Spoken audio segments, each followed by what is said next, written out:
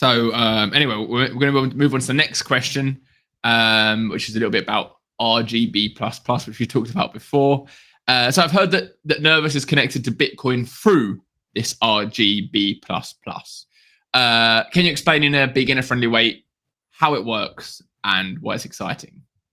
Yeah, I mean, so if you think of Bitcoin as digital gold in a vault, it's extremely secure, but you can't do much with the gold inside. RGB++ is an innovative magic contract. It kind of lets you attach complex instructions and features without ever moving it from the vault. So, okay. Yeah, and so it means it's without sacrificing Bitcoin's security. So specifically, RGB++ cleverly uses CKB's flexibility, offloads some of the computational work for a Bitcoin asset transaction, like issuing a stable coin, for instance, to CKB. The best bit is the final ownership of that asset remains securely locked on the Bitcoin network. So it's quite exciting because it massively expands what Bitcoin can do. It's basically a programmability layer for Bitcoin, without taking up too much space on Bitcoin.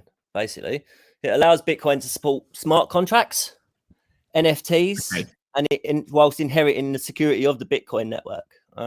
And you know, it's very difficult to get through to Bitcoiners because, like me, they used to be maxis, and you know, Bitcoin is the only way for them. But you know, at some point, something's got to give, and lots of people are trying to do their layer twos on Bitcoin too.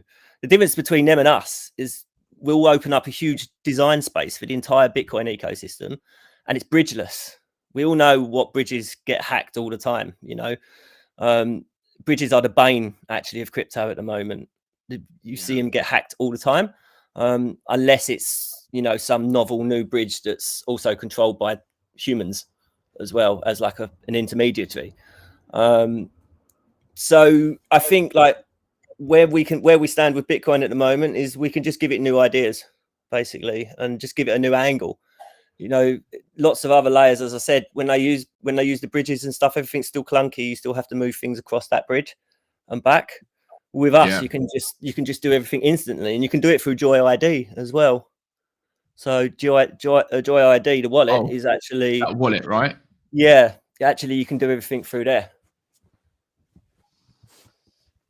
Sounds cool. Yeah, I don't know if I fully got my brain around it, but yeah, I'll definitely look into it a bit further. Keep fiddling around with Joy ID because it seems it's one of those wallets where if more gets added to it, it's going to become more difficult to use, I think. So it's best to start using it now and start fiddling through it, because eventually it will become a little bit more complex, I believe. Joy ID is the wallet, yeah. So if anyone's listening, you might want to check that out now.